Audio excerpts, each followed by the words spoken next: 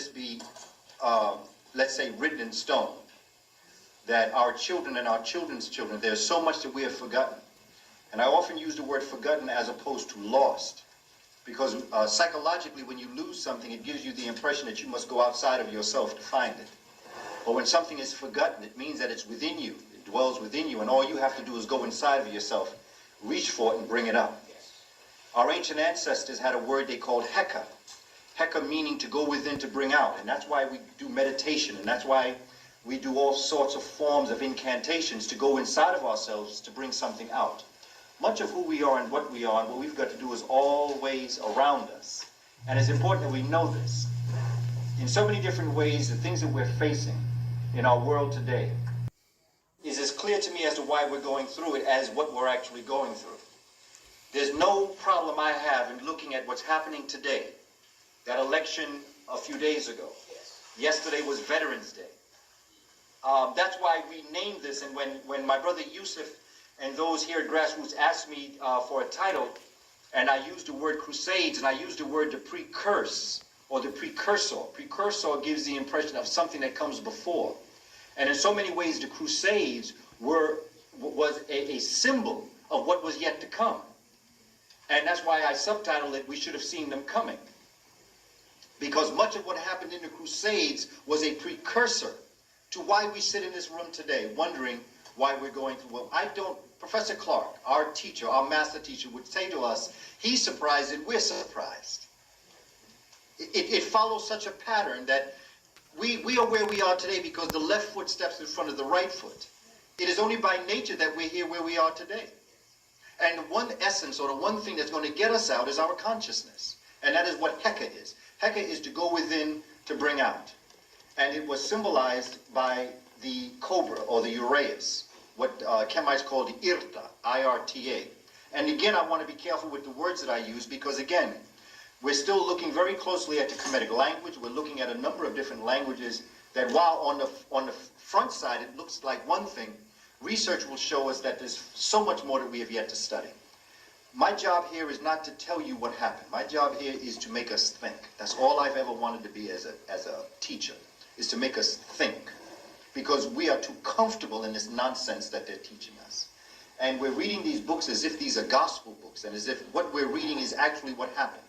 There is so much that we have yet to study. But the one thing I do know is this, is that if there is to be salvation on the planet, it's going to come from us. That we have a divine purpose to be in this part of the world, African folk. We were brought here specifically for a divine reason, and that was to save this planet. Because our ancestors saw the demise of certain things coming, and they wrote on the walls of ancient Kemet, which was then held within the bosom of the Moor. Because the reason why we even have a Western civilization today is because of the Moor. What's so important to understand about the Moor is that the Moor was just not Muslim. To say Moor is not equivalent to say Muslim. There were Christian Moors. There were Jewish Moors. There were Moors that carried the Kemetic legacy. Moor was African. It's like the word Ethiopia. Ethiopia means land of burnt face, or people of burnt face. Well, Moor means people of burnt face. It meant black. In the language that came out of the Latin languages. Latin is no more, no less than the people that congregated around a place in Europe known as Latium. And out of Latium comes Latin. This is why I'm so concerned with our Spanish-speaking brothers and sisters when I tell them to be careful by calling yourself Latino. Because if you're a Latino, so are Haitians. So are Brazilians. So is anyone who has centered themselves around the Latin language. But the Latin language doesn't exist. That's a figment of someone's imagination. As Napoleon III said, that history was a lie that was agreed upon by the world leaders. And so what has happened is that there has been a creation of a historical story, told, agreed upon by leaders. They've okayed it to be put in books. We read these books and we think that's actually what happened. And that's just not how it happened. That's just not the history of the world. And that election the other day is, it's no surprise. None whatsoever. This is a turning point in the history of our planet. They had to win that. Just like his brother said, by hook or by crook. But what we didn't know, he did it hook and by crook. It wasn't an or, It was and.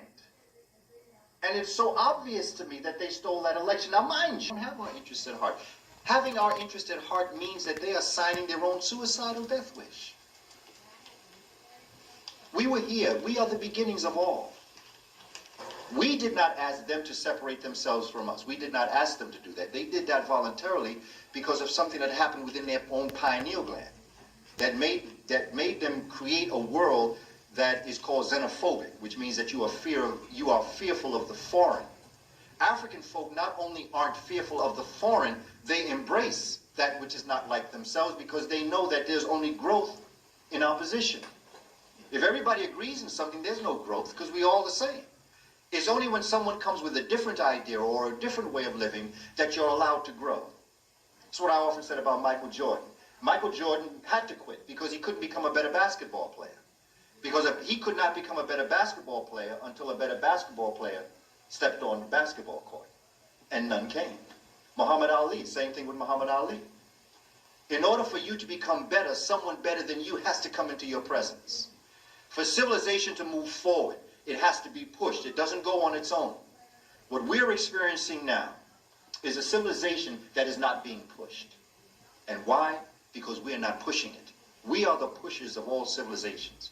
Every time you see civilizations rising, you see African folk behind pushing, agitating, pushing it forward. Not necessarily physically and violently, but just with new ideas. You don't see that now. That's why you have all of these things that you have these movies coming out, Rocky IV, Rocky V, Rocky 2000. Because they have no more ideas. See, the idea of Rocky was for the European once again to beat Muhammad Ali. That was the image of Rocky. That's why it was so popular. Because when you look at it, Rocky wasn't really that great a film. And it wasn't made that good either. And it was made from an actor that really wasn't a good actor. But what did he have? He had a dream that all folk have, and they wanted to see Muhammad Ali knocked down. That's why Rocky became such a great film. But you see, it was only a figment of their imagination because not one of them has ever become heavyweight champion again. So we're living in a society that the reason why it's not going forward, one of the finest films that has been made, that has made us think, since Malcolm X, was Bamboozled.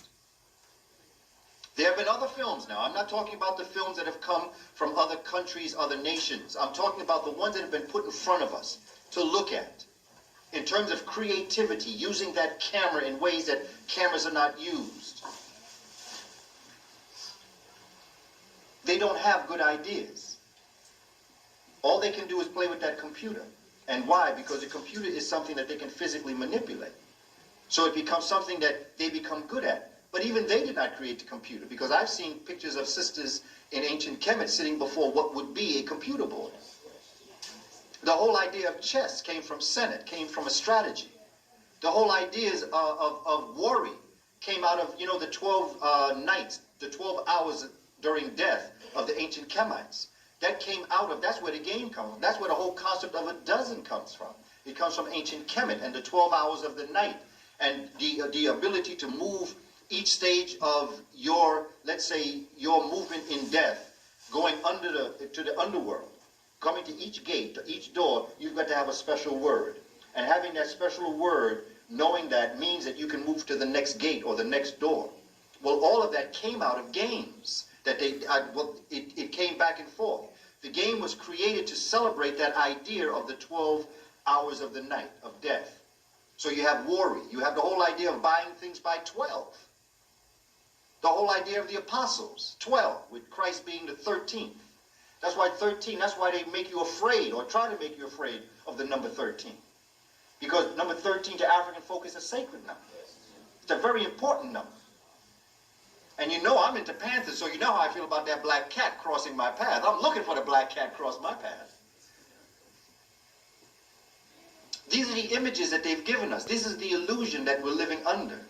And as long as they can, there's a brother Wade Nobles, Dr. Wade Nobles in California, that says that power is the ability to define someone's reality and have that person accept that definition. We're living under conditions where they have given us an illusion and we have bought into the illusion and we believe this illusion. We're living this illusion. And even though something is an illusion, if you accept it, it becomes a reality. Yes, sir. Even though it's an illusion. It is your reality. So you create out of something that does not exist, something that does exist, because you create a life system that goes according to that illusion. So therefore, it's no longer an illusion. And this is what we're facing as a people. We are a mighty people, brothers and sisters. When you look at our history and you look at what we've been through, what they did to us, there's no reason why we should be here. There's no reason why we should be able to function intelligently as we're functioning. We're not supposed to be here. We are supposed to be back in Africa. We are supposed to be stark raving mad, or we are to be dead. But we are not meant to be in a room like this making sense with each other. We are not meant to be here being able to give each other money in terms of our trade. We should have been so bamboozled that we don't even know who we are. Yet not only do we know who we are, but we have embraced our past, realizing that it's not so much that it is to build new pyramids, it is to take the concepts of the brilliance that built the pyramids and move into the 21st century. Because our ancestors did the pyramids so well, we don't have to redo pyramids. That's not the purpose of the pyramids. The pyramids have served their purpose. They went on to building temples. The temples served their purpose. What is next now? And this is the story that we've come upon, because I've often said that you cannot understand the predicament that we find ourselves in today if you do not understand what happened in 1492, October 1492. You cannot understand what happened in October of 1492 if you don't understand what happened on January 2nd, 1492, the day that Boabdil was expelled from Granada, the last finest leader of Spain. Spain, Europe has not been the same. In fact, they have been devolving since the Moors were expelled from Spain. Nothing new has come out of Europe since that time. You can't understand what happened in January 2nd, 1492 if you don't understand what happened in July of 710, when the Moors first came in to Europe. You can't understand what happened, why the Moors would be there, if you don't understand the fundamental principle of what happened during the Byzantine Empire, during the Roman Empire, during the Greek Empire, and what the Greeks got from the Chemites. So you can see that from what I've outlined to you moving backwards, if you understand what happened in the past, you can understand the present. If you can understand the pattern from the past to the present, you then just apply the pattern like a mathematical equation to your present, and you can project your future. What they are hoping is that we don't get this formula together, that we don't see this pattern that has happened. Whenever you see any greatness, whenever you see any movement, including the hip-hop nation, we're behind. The only reason why they have any kind of massive economy today is because it was built on our backs. And it's built on our young people's back in the hip-hop nation. Because that's what's channeling their young people today, is the hip-hop nation. Their children would have nothing if it wasn't for us. And then when you look at what's happening in the educational system, and you look at what's happening in the prison system, they're still getting over on us. They're still playing us. To our young people don't understand. Our young people, I work with them. I work for the Board of Ed in the Bronx. District 9 in the Bronx, South Central Bronx. And I'm with our children every day. I purposely moved my center from the district office, which is adult bound, to a junior high school, which was a junior high school that they said really was the most troubled. The reason why I moved it there was because I felt that if all that I was saying, because I have a mouth, and if all that I say about culture and our children is correct, I wanted to go where it was the most challenged. Because if it could work there, it can work anywhere. Because there are some children in some of our schools, they don't need me. They're on the path already. All they need me for is just to check in with me every so often to make sure everything's all right with me. But they're all right. A good student doesn't need a teacher. Needs a facilitator just to keep them moving. But students who have that challenge, that need someone there, this is the school that I chose to go into. And I'm telling you, as sure can be, our children are absolutely wonderful. Do I like some of the things I hear? No, I don't like some of the things I hear. Of course I don't. But it's the society that makes them conduct themselves that way. It's the society that gave them that N-word. We hear our young people on the bus. I mean, sometimes I'm on the bus and I hear them use that N-word. They use that word, so they use that word N like I use the word brother and sister. They have as little regard for their own children, their own mothers, their own wives, as they have for us. But we don't see that. When I say we, I mean they. They think. They've been bamboozled. In fact, of all of the people on the planet, folk of color know when we've been bamboozled. We just happen to be in a situation where there's not too much control over it. But they honestly believe that because of their skin complexion, they are superior. This is something deep inside of them, a psychology thing. Now, there are some that know better, but for the most part, deep inside of them, they believe that because of their complexion, it's not supposed to happen here. Because that's a white supremacist comment, by the way. It's not supposed to happen here. In other words, there are places it's supposed to happen. There are places that it's acceptable to happen. But in Columbine, it's not. So much so, I developed an essay that I'm still completing, because there's still things going on that won't let me finish it. This is what our children face. This is what our community face. You've got to see why they're going to put us in prison. You've got to understand why they would create the Bloods and the Crips, and then unite the gangs in California and get them to believe that there's a gang called the Bloods and the Crips. The Bloods and the Crips don't even exist. They're a figment of someone's imagination that united the gangs of California in order to sell drugs, in order to be able to give the money to the Contras of Nicaragua.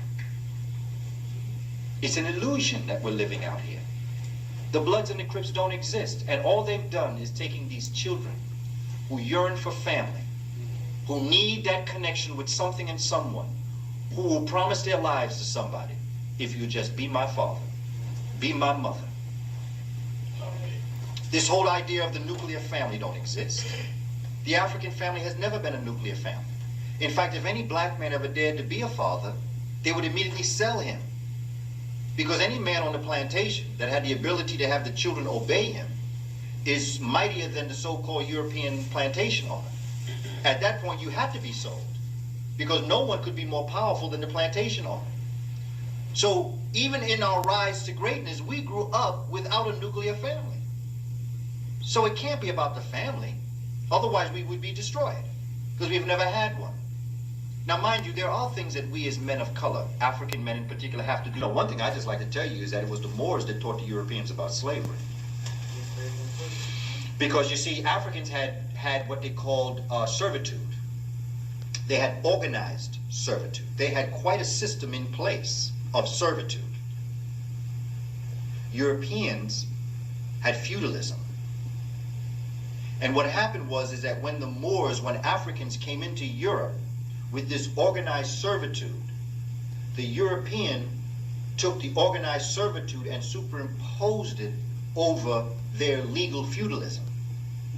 And that legal feudalism became what would become slavery, and the mark of feudalism became complexion. So we taught them how to do that. We taught them the gun. It was we that brought the fire stick into Europe. They didn't know nothing about guns. See, the Europeans at this time were an extremely ignorant people. Kings and queens were illiterate. They lived in barns. That's where chicken pox come from. Chicken pox come from humans living in the close proximity to chickens. And breathing the same air creates, over time, creates a disease within, which becomes communicable. Moors went in there and said, no. The first thing the Africans brought in was soap. They said, before I even touch the land, we got to clean y'all up, because y'all a little funky up in here. And then the Moors brought in something that they called alcohol, A-L-K-U-H-L, which today we call alcohol. Because they said, after we clean you up, we got to disinfect you, because you're sick. Remember, this was the bubonic plague they had. They call it the Black Plague. They were dying. Neighborhoods were dying. And when Africans came in with soap, they came in with disinfectant, and they came in with Valencia oranges, olives, grapes, strawberries, all of the things that grow, because remember, Europe not doing these things. They didn't have them. And they didn't have the agricultural science to make it happen. We brought this in. We saved them so that they could do this to us. Because if we had just backed off for another 200 years, if the Visigoths and Vandals didn't get them, the disease would have. The reason why we sneeze today is because of that. We don't have communicable diseases. Native Americans don't have communicable diseases. Native Americans and Africans get sick by what comes from the outside and impacts them, like the tsetse fly. or a mosquito. Okay, we get sick from something that comes out and infects us. European gets sick from inside. And they communicate it out. That's communicable diseases. And it seemed like the men had a fondness for sheep. They got lonely up in them caves sometimes. That's right. That's right. And horses did wonders sometimes. Now we laugh and we joke, but please, brothers and sisters, understand this is a reality that these people lived in. And it's how you go down to them pornographic stores, they still live in it. Yes. Come on, I mean, this is the reality. This is unnatural for us. There was such a dynamic relationship between the African man and the African woman. I'm not saying it was we all got along, but we did not get along because somebody was a woman and somebody was a man. We just didn't get along because the vibrations weren't there. And that's human nature. You're not going to get along with everybody. You will have your wars, but there's not going to be something about you that makes me dislike you, except for the spirit that you emulate when you give that off, and that creates problems. And sometimes people who act evil congregate together. Congregating together make you go against another group of people. So then you have people fighting each other, whether they be Native American or Asian or African, but it's not because of a complexion. It's not because of a gender. It's not because of any of the isms that we're living under today. It's not because of your religion. Because if that were the case, they would never have gotten on this land in the first place. We would not be celebrating this so-called Misgiving Day. There ain't nothing but Misgiving Day coming up here this Thursday afternoon. This was a seventh celebration of a harvest. Native Americans decided to invite these lonely, hungry people to eat. You know how you know it was a Native American celebration? Everything at the table was Native American. Turkey, corn, succotash. Everything that was eaten was Native American. So how are they going to have a party for people that they don't even have those foods? The potato famine had nothing whatsoever to do with Ireland. What it was is that the Spaniards brought the potato of South and Central America back to Europe. And for a couple of generations, this potato grew. But then all of a sudden, the European land couldn't grow the potato anymore. So they had a famine. Today you go to Jamaica, you want French fry, you got to ask for an Irish potato. A white potato. But that white potato originated. There are over 200 different kinds of potatoes in Central and South America that the Native American people grew. That's where the potato comes from. Potato comes from Central and South America. It does not come from Europe. Never did, never will. It doesn't grow there. Yet the illusion is that the potato is the Irish potato, the Idaho potato. We don't know that was Native American. You have a gentleman by the name of Alberigo Vespucci, friend to Christopher Columbus, Portuguese, by the way. Right, another thief. Yes, dilettante, jumping around the world with other people's money, looking around for land. Heard that there's a whole bunch of gold down here in this place, this landmass called America. Because Columbus knew where he was going, by the way. I could teach a child in first grade something that Columbus claimed he didn't know. You can't go east when you think you're going west. And go east when you think you're going west. And vice versa. You just can't do that. Because all you got to do is wake up the next morning, see where the sun is setting. You know which direction you're going in. Why are we accepting this illusion about Columbus got lost? Columbus didn't get lost. He knew exactly where he was going. He had been in the enslavement trade with the Portuguese in 1482. He had been told by Africans who were coming back and forth from America that there was land to their west. And so on one of these occasions, he decided that he was going to change his fate system and change his name. He changed his name from Cristobal Colon to Christopher Columbus. Cristoforo Colombo, claimed to have been born in Genoa, which he might have been. But he was married all of his life. He was married and involved in Portugal. Yet we find him somewhere in the late 1400s involved in Spain. He was what is known as a Marrano, someone who converts from the Sephardim to Christianity. And the reason why he converted religions is because right after they kicked the Moors out, they kicked the Jews out. Because they didn't want the Jews in there either, because there was a dynamic relationship between Africans and Jews, and why not? The Jews were Africans too. Say again, brother? Oxford University, Cambridge University, Salamanca, all of these universities. And then some of these people that created Oxford and Cambridge got hip, came to New York and developed something known as King's College. Today we call it Columbia University. The people that formed that sat at our feet and learned the information. It was the Moors that learned Greek and Latin and taught these illiterate Europeans, Alfonso X in particular, how to speak Greek and how to speak Latin. That's where they were introduced to Greek and Latin. You know what I do in schools? When people talk about Copernicus and Galileo, all I ever do is ask them one question and you can shut them up. They do what they call benign neglect. Make believe you're not in the room after that. Yeah, your hand can be up all this time. They don't even call on you because they know what's coming. All you can do is ask them, where did they learn it from? That's all I want to know. Where did Galileo get his information from? Where did Copernicus get his information from? Where did Leonardo da Vinci get his information from? Where did Bach learn to play the piano? Come on, they didn't invent the piano. The piano is nothing but a harp turned sideways and encased in wood. That's why the piano is shaped like that, because it's a harp. Harp comes directly out of Africa, out of the family of chordophones that the Moors brought in to Europe. Because you don't see nobody playing the piano back there in Europe. It's too cold. Where's the trees for the wood for the piano? Where's the string? Where are the strings?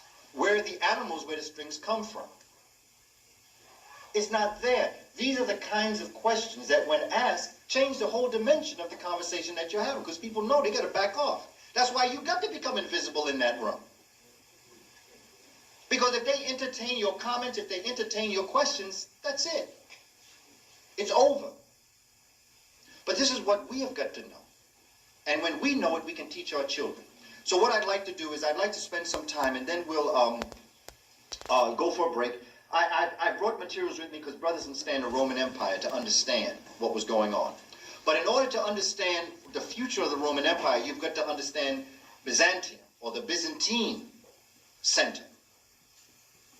Because the whole concept of what's happening amongst the Romans and amongst the Orthodox Christians and amongst the Africans is going to create Byzantine, the Byzantine Empire, or something known as Byzantium, which today we call, which was then taken by Constantine and made into what was called Constantinople, which became the capital of Byzantium, which today we call Istanbul, Turkey.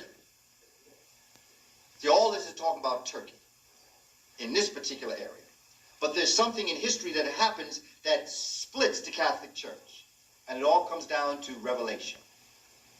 Because the European has a thing about if they can't touch it and feel it and see it and smell it, it don't exist.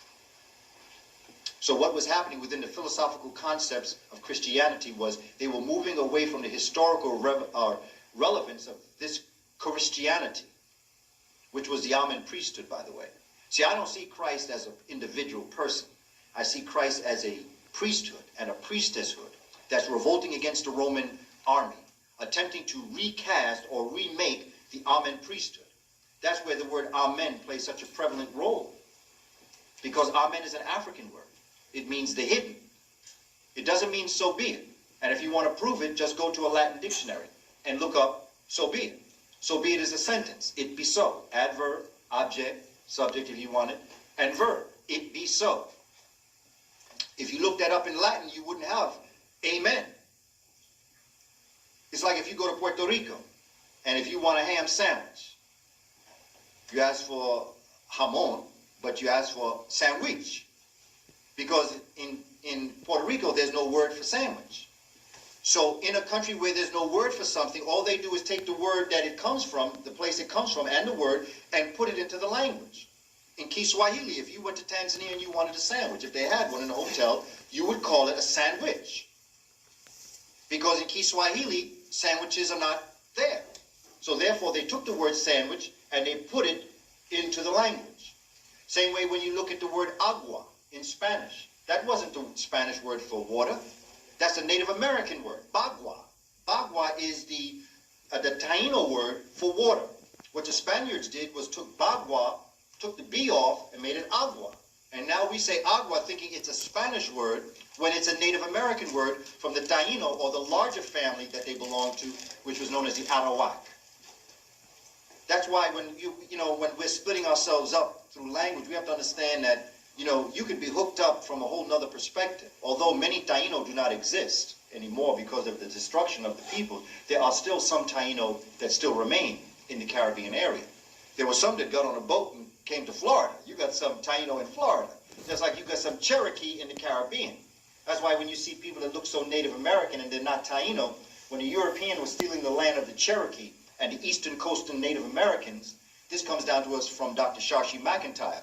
Many of the Native Americans along that coast, from the north to the south, east coast, were exiled from the coast into the Caribbean. Same way when you go to like Portland and other places in the Caribbean where you see redheads. Well, those are the Irish that were exiled from Ireland to the Caribbean by the British. So you have a lot of people of Europeans, and they've got that, they speak just like they're Jamaican. And you're looking at them, you think that their name is O'Connor. Their name might be O'Connor. But they got that Jamaican sound to their language. They got the language down pat. And they say, but I'm Jamaican. And you wonder how, but they're Jamaican because they are the Irish that when British were taking over their land, they would exile them to parts of the Caribbean. And there were particular areas of the Caribbean that they were sent. But this is why there's such a relationship. Now, the story of ancient Rome really started off as a small community. And they came out of a group of shepherds, a community of shepherds in central Italy. And they became, to their records, as a great empire. But then they collapsed. And there's a reason why they collapsed. Just like this is going to collapse. In fact, I'm not even going to tell you it's going to collapse. It's in the process of collapsing right now. As we speak, they're collapsing. That's why I'm telling you, stay out them bushes.